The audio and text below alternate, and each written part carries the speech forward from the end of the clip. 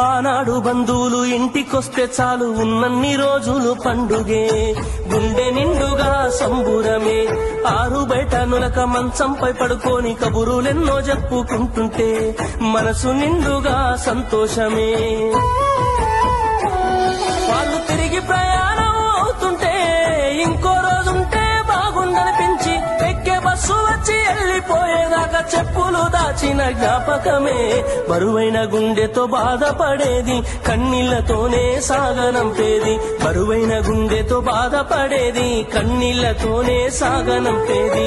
ఆనాటి ప్రేమలు ఏమాయరో, బంధాలు బంధుత్వం ఎటువాయరా. డబ్బు బంధాలే మిగిలేనురో, మనుషులే దూరమయ్యేనురా.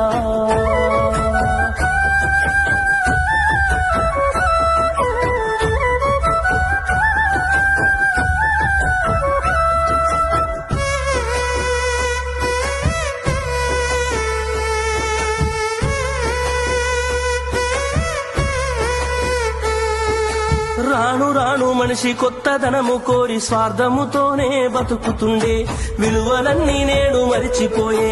అయిన వాళ్లతో అనుబంధమంటే మొక్కుబడులుగా మారిపోయే, రక్త సంబంధాల ఉనికి మంట కలిసే. ఒకటే ఊరిలో ఉంటున్నా ఏడాదికోసారి కలుసుడాయే, ధనవంతులుగా కొంత మారిపోతే నిరుపేద బంధువుల మరిసిపోయే. డబ్బున్న వాళ్లకు ఒక తీరు మర్యాద, నిరుపేద బంధువులకింకొక మర్యాద. డబ్బున్న వాళ్లకు ఒక తీరు మర్యాద, నిరుపేద బంధువులకింకొక మర్యాద. ఆనాటి ప్రేమలు ఏమాయరో, బంధాలు బంధుత్వం ఎటువాయరా.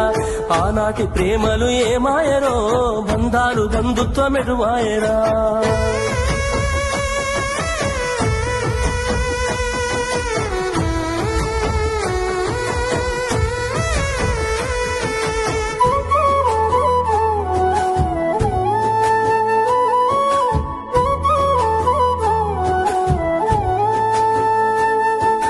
రక్తం పంచుకొని ఒకటే ఇంటిలో జన్మను ఎత్తి కూడా పెరిగిన అన్నదమ్ములైన అక్క చెల్లెళ్ళైన వేడుక ఏదైనా జరిగితే తప్ప కలుసుకోవడం జరగదాయే, మనసారా మాట్లాడుకోరాయే.